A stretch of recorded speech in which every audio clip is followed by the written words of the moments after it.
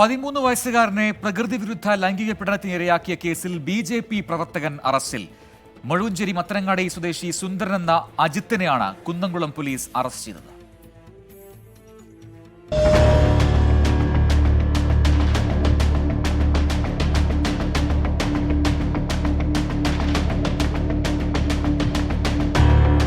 കഴിഞ്ഞ ഏപ്രിൽ മാസം മുതലാണ് പ്രതി കുട്ടിക്ക് നേരെ ലൈംഗികാതിക്രമം ആരംഭിച്ചതെന്ന് പോലീസ് പറയുന്നു.